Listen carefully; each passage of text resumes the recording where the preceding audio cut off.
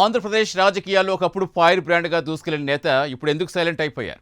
ఒకప్పుడు ప్రతిపక్షాలపై మాటలు తోటాలు పేల్చిన ఆ నాయకురాలు ఇప్పుడు ఎందుకు ఆచితూచి మాట్లాడుతున్నారు? నగరిలో ఓటమి తర్వాత రాజకీయ సమీకరణాలు మారిపోయాయా? సొంత పార్టీలో వ్యతిరేకత పెరిగిందా? లేక భవిష్యత్ రాజకీయ లెక్కల్లో భాగంగా రూట్ మార్చుకుంటున్నారా? ఎమ్మెల్యేగా మంత్రిగా పనిచేసిన ఆర్కే రోజా ఇప్పుడు పార్లమెంటు వైపు ఎందుకు చూస్తున్నారు? చిత్తూరు జిల్లా రాజకీయాల్లో పెద్దాయన అనుమతి లేకుండా ముందుకు వెళ్లలేమన్న వాస్తవం రోజాకు అర్థమైందా? నగరిలో తెరచాటును జరుగుతున్న రాజకీయాలేంటి?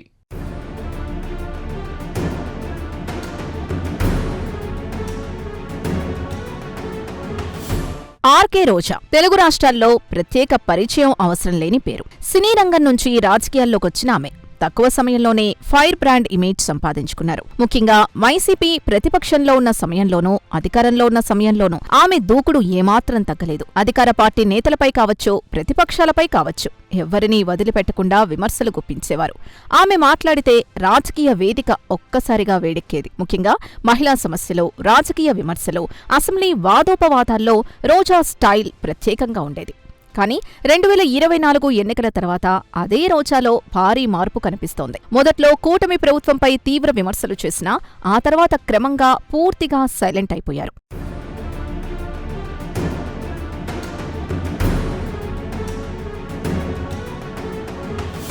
ఒక దశలో అధికార పార్టీ ఎమ్మెల్యేల గురించి గాలిలో గెలిచిన గాలిగాళ్లు అంటూ చేసిన వ్యాఖ్యలు పెద్ద దుమారం రేపాయి.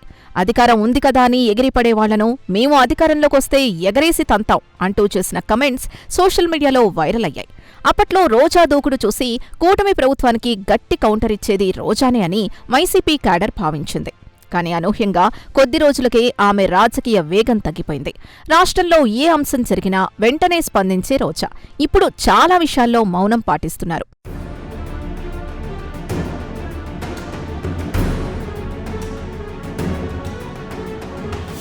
ఇక రాజకీయాలకు ప్రస్తుతం గ్యాప్ ఇచ్చిన రోజా వినోద రంగంపైనే ఎక్కువ ఫోకస్ పెట్టారు. తమిళ సినిమాలో నటిస్తూ తెలుగు బుల్లితెరపై పిల్లల కార్యక్రమానికి జడ్జిగా కనిపిస్తున్నారు. గతంలో కూడా టీవీ షోలు చేశారు. కానీ అప్పట్లో రాజకీయాలకు ఎలాంటి బ్రేక్ ఇవ్వలేదు. రాజకీయ సభలతో పాటు టీవీ షోలు కూడా సమాంతరంగా నడిపేవారు. అయితే ఇప్పుడు మాత్రం పరిస్థితి పూర్తి భిన్నంగా కనిపిస్తోంది. రాజకీయ వేదికల కంటే ఎంటర్టైన్మెంట్ ప్లాట్ఫామ్స్ పైనే ఎక్కువగా కనిపించడం వెనుక రాజకీయ కారణాలే ఉన్నాయన్న ప్రచారం కూడా సాగుతోంది.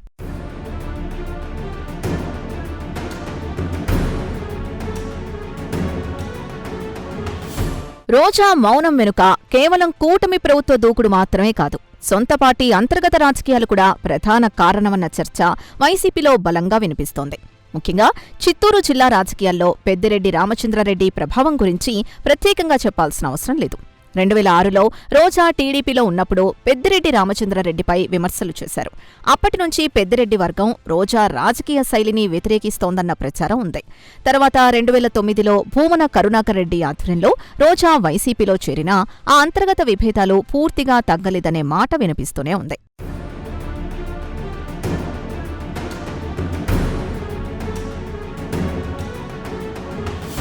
2024 ఎన్నికల సమయంలో కూడా నగరి టికెట్ విషయంలో రోజాకు ఇబ్బందులెదురయ్యాయి. కానీ చివరికి అధినేత వైఎస్ జగన్మోహన్ రెడ్డి రోజాకే టికెట్ ఇచ్చారు. కానీ ఎన్నికల్లో ఆమె ఓడిపోయారు. ఆ ఓటమి తర్వాత నగరిలో పరిస్థితులు మరింత మారిపోయాయి. టీడీపీ ఎమ్మెల్యే గాలి భానుప్రకాష్ సోదరుడు గాలి జగదీష్ని వైసీపీలోకి తీసుకురావాలన్న నిర్ణయం రోజాకు అస్సలు నచ్చలేదట. తన నియోజకవర్గంలో మరో బలమైన వ్యక్తిని తీసుకురావడం అంటే భవిష్యత్తులో తన టికెట్కు ఎసరు పెట్టడమేనని రోజా భావించారన్న ప్రచారం జరిగింది. దీంతో ఆమె తీవ్ర అసంతృప్తికి గురై అధినేతపైన అలకపూనారన్న చర్చ సాగింది. చివరికి గాలి జగదీష్ చేరిక ఆగిపోయినా ఆ వ్యవహారం రోజా మనసులో ముద్రవేసిందని అంటున్నారు.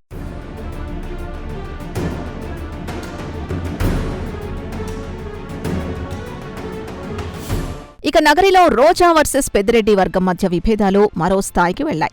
2019లో ఎమ్మెల్యేగా గెలిచిన తర్వాత తనను గెలిపించిన క్యాడర్ను రోజా పట్టించుకోలేదన్న ఆరోపణలొచ్చాయి. అభివృద్ధి పనుల్లో రోజా సోదరుడు కుమారస్వామి జోక్యం ఎక్కువైందన్న విమర్శలు వినిపించాయి. దీనిపై పెద్దిరెడ్డి వర్గం తీవ్ర అసంతృప్తి వ్యక్తం చేసిందట.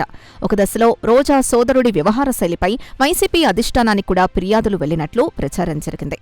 చివరకు 2024 ఎన్నికల్లో రోజాను ఓడించాలన్న లక్ష్యంతో పెద్దిరెడ్డి వర్గం పనిచేసిందన్న భావన రోజా అనుచరుల్లో ఇప్పటికీ బలంగా ఉంది.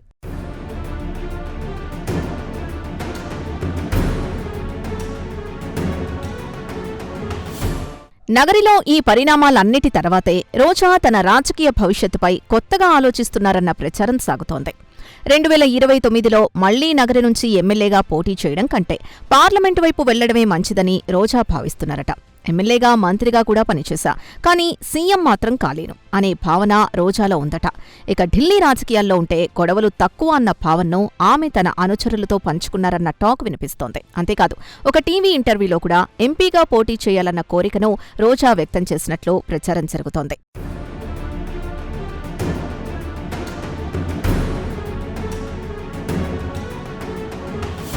ముఖ్యంగా చిత్తూరు జిల్లా రాజకీయాల్లో పెద్దిరెడ్డిని కాదని ముందుకు వెళ్లడం కష్టమన్న వాస్తవం రోజాకు అర్థమైందని రాజకీయ వర్గాలు చెబుతున్నాయి.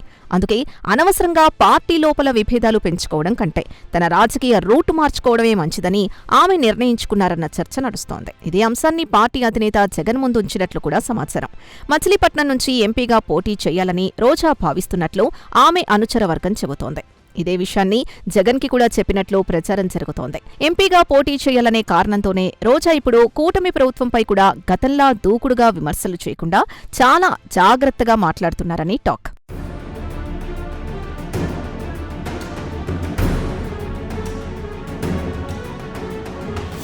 మొత్తానికి ఒకప్పుడు ఆంధ్ర రాజకీయాల్లో ఫైర్ బ్రాండ్గా నిలిచిన ఆర్కే రోజా ఇప్పుడు రాజకీయంగా కొత్త దారిని వెతుక్కుంటున్నట్లు కనిపిస్తోంది. నగరి ఎమ్మెల్యే టికెట్ భవిష్యత్తుపై అనుమానాలు, సొంత పార్టీలో పెరిగిన అంతర్గత విభేదాలు, పెద్దిరెడ్డి ప్రభావం, 2024 ఓటమి ఇవన్నీ కలిసి రోజా రాజకీయ శైలిని పూర్తిగా మార్చేశాయన్న విశ్లేషణ వినిపిస్తోంది.